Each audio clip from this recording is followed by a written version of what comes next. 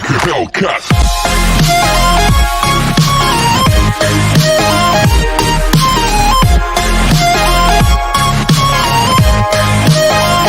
महाराजा हिरण्यकशिपु की उनकी अनोखी शक्तियों के कारण उनको यह भ्रम था कि वही भगवान है। सबके ऊपर जोर डालते थे कि उन्हीं की पूजा की जाए। हालांकि महाराजा के खुद का पुत्र प्रहलाद इस बात के विरुद्ध था। फिर प्रहलाद की बुआ होलिका ने उसको छल से अपने साथ चिता में बिठा लिया, दंड के रूप में महाराज के विरुद्ध जाने पर। होलिका ने सुरक्षात्मक दुपट्टा ओढ़ा हुआ था, परंतु आग के जलते ही दुपट्टा प्रहलादा पे लिपट गया और होलिका उस आग में जलकर नाश हो गई। जादुई घड़ा। एक गांव में चंद्रा नामक एक आदमी रहता था। वह एक अमीर परिवार से था, परंतु उसने अपने परिवार की सारी संपत्ति खो दी। इस नुकसान के कारण वह अपने गांव के पास वाली जमीन पर अपने परिवार के साथ बस गया, जहां वो खुद सब्जी उगाता था।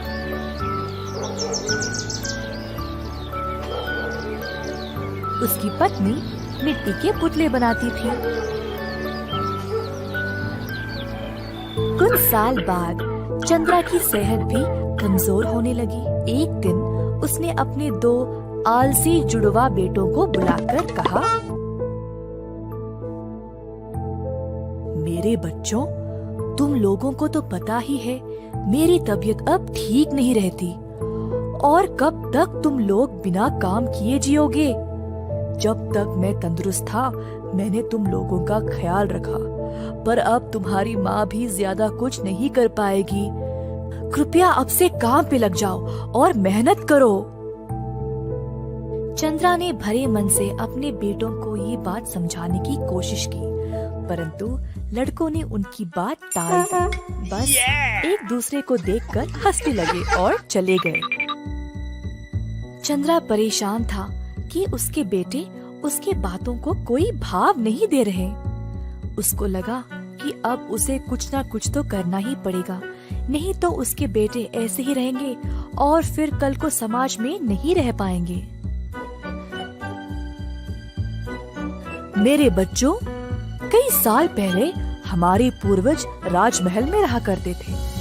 उस महल के पीछे एक कमरा है जिसकी चाबी सिर्फ मेरे पास है। चाबी ले जाओ और सारी कीमती चीजों को ले आओ। ध्यान रहे कि तुमको कोई ना देखे। दोनों बेटों ने बहुत ही उत्साह से अपने बापू की बात सुनी। उनसे अब रहा नहीं गया ये जानने के लिए कि उस कमरे में है क्या।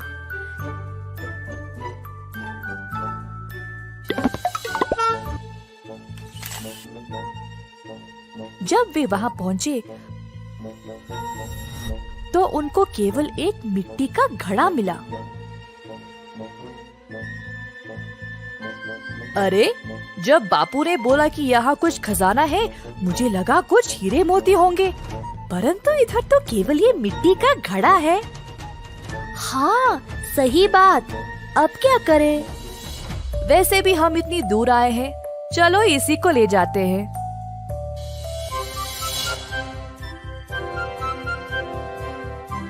लड़के घर वापस आए घड़े के साथ और अपने बापू को सौंप दिया। ये मिट्टी का घड़ा बहुत ही अनोखा है। मुझे इसका जादू नहीं पता, परंतु ये घड़ा तुम लोगों का जीवन ही बदल डालेगा, इतना तो पक्का पता है मुझे। लड़कों ने बापू की बात ध्यान से सुनी और अंदाजा लगाने लगे कि इस घड़े का इस्तेमाल कैसे करें। बहुत कोशिश की, परंतु इस घड़े का जादू समझ नहीं पाए। कुछ दिनों बाद छोटे बेटे ने एक फूल उखाड़ा, सूंघा और फिर नीचे फेंक दिया। फूल उस घड़े में गिर पड़ा। पास में बड़ा बेटा पौधों को पानी दे रहा था, तो अचानक से उसने देखा कि वो घड़ा फूलों से भरा हुआ था। क्या? पानी डालने पर इतने सारे फूल खिल उठे? चलो हम इनको बेच के खूब पैसे कमाएंगे। दोनों बेटे बाजार गए और सारे फूल बेच दिए। अपनी कमाई लेकर घर वापस आ गए। जब उनको घड़े की विशेषता का एहसास हुआ तो वे बहुत खुश थे। दिन पे दिन वे घड़े का जादू का इस्तेमाल करने लगे। बहुत सारे सब्जी और फूल बेच के पैसे कमाने लगे।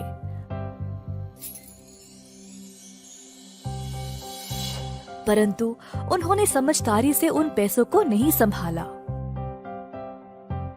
कुछ दिन और गुजर गए ऐसे ही पैसे रद्दी करते करते। उनको घड़े की जादू की आदत पड़ गई और इसी चक्कर में बाकी सब्जी और पौधों को नजरअंदाज कर दिया।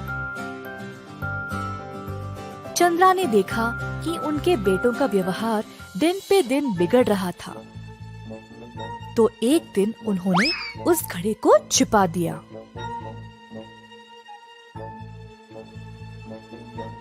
रोज की तरह दोनों बेटे घड़े को लेने आए, परंतु उनको वो मिला ही नहीं। हर जगह ढूंढा, तब भी नहीं मिला।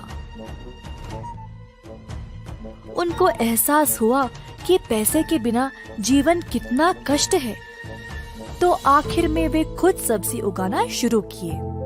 अब रोज बड़ा बेटा सब्जी उगाता था और छोटा बेटा फूलों का ध्यान रखता था। जो कुछ थोड़ा बहुत फसल निकलती थी उसको बेचकर पैसे कमाते थे। मेहनत से जो भी उनको मिलता था अब वे समझदारी से खर्च करने लगे।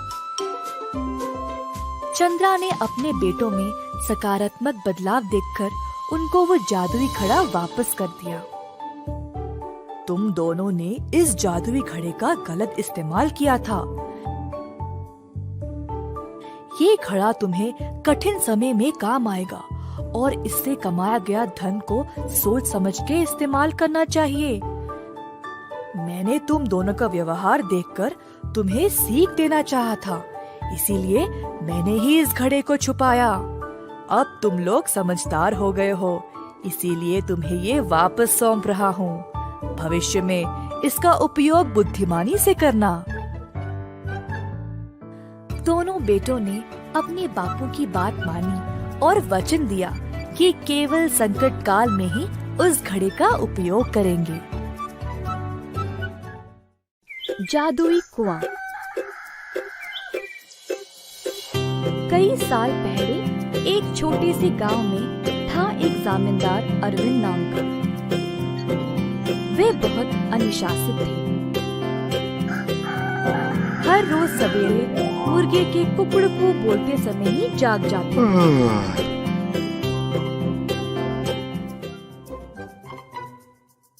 फिर अपने नौकरों को जगा के उन्हें काम पे भेजते थे। चंद्रा और सूरी नामक दो मुलाजिम जमींदार के लिए काम पे नए नए आए हुए थे,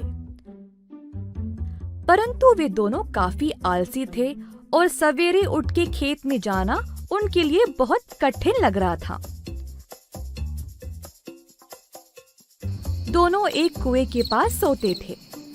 एक दिन चंद्रा ने सूरी से कहा, हाय रे, हर रोज सवेरे जाग के जाना बहुत ही कठिन काम है ना।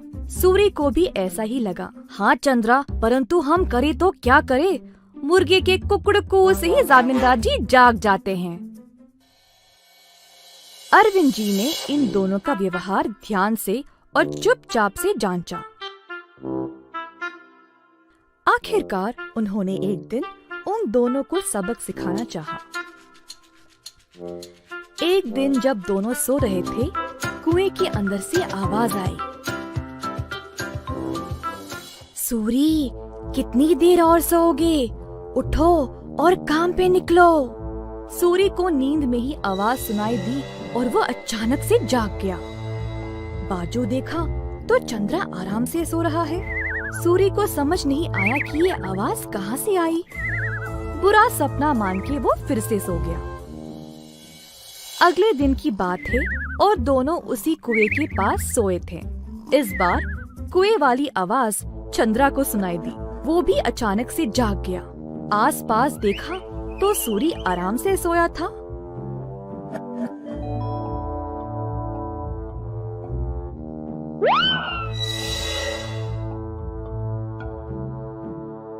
कोई बुरा सपना था शायद, ऐसा सोचकर वो भी फिर से सो गया। अगले दिन जब वे दोनों फिर से वहीं पे सो रहे थे, अचानक से एक खतरनाक आवाज सुनाई दी। दोनों एक साथ जागे और डर गए, एक दूसरे को देखने लगे। भाई सूरी, आपको भी सुनाई दिया क्या? हाँ चंद्रा, मैं बहुत डर गया, और ये कोई बुरा सपना भी नहीं है। ये भयानक आवाज इस कुएं से आ रही। मैं काम पे निकल रहा हूँ, तुम्हें आना तो आओ। रुको रुको, मैं भी आऊंगा। उस दिन दोनों ने बहुत मेहनत से खेत में काम किया और दोपहर में भोजन के समय जमींदार जी के पास आए। खाना खाते समय दोनों की शक्ल पे सिर्फ परेशानी लिखी हुई थी। जमींदार जी ने पूछा कि हुआ क्या। चंद्रा और सूरी ने सारी घटना सुनाई। ये सुनकर जमींदार जोर जोर से हंसने लगे। सुनो तुम दोनों, वो कोई भूत या बुरा सपना नहीं था। मैंने देखा कि तुम दोनों कुछ ज्यादा ही आलसी थे, इसीलिए तुमको सबक देना चाहा। कुएं के पास वो मैं ही था जो आवाजें निकाल रहा था। अब आई समझ।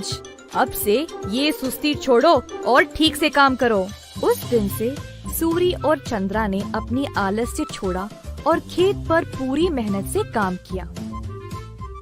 अच्छे से अपनी रोजी रोटी कमाई और खुशी से जीवन बिताया।